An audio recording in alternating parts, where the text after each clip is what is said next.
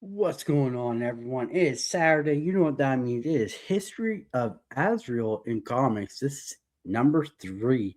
Hope you guys enjoying this series. It's super fun. We're getting to learn a little bit about Azrael here, one of the Batman anti-heroes, I guess you would call them.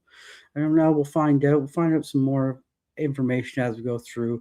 I hope you guys are enjoying the series. If you are, make sure to hit that like button, hit that subscribe button, hit that bell notification button if you haven't already. Really helps the channel, especially those likes, and leave a comment. That really helps the channel grow too.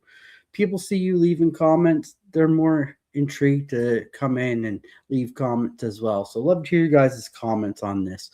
So let's start things off. Although Valley appeared to be doing a good job of cleaning up crime in Gotham, it was quickly brought to the attention of Bruce Wayne that his methods were both violent and irresponsible.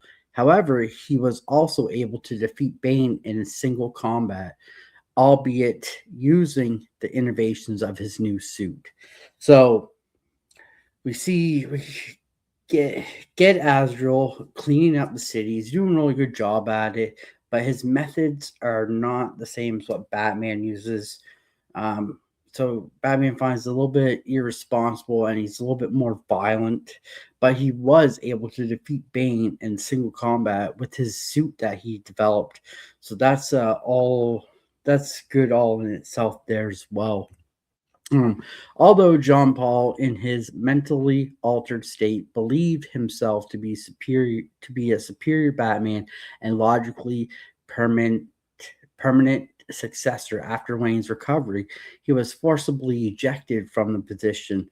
Though physically combat, when he refused to relinquish it, feeling shame, Valley returned to his identity as Azrael and sought to redeem himself in Batman's eyes.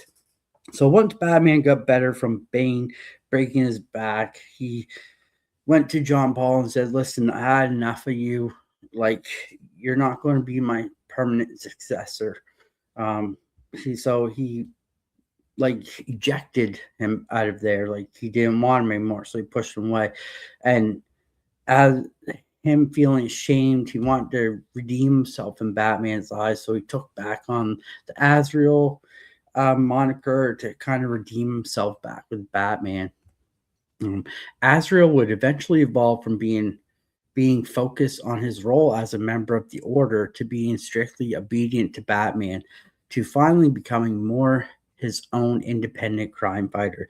He would make several costume changes throughout his life as Azrael, reflecting his internal changes. So he Azrael's pretty good because he evolves. He didn't want to be a member of the Order no more. He wanted to kind of get away from that.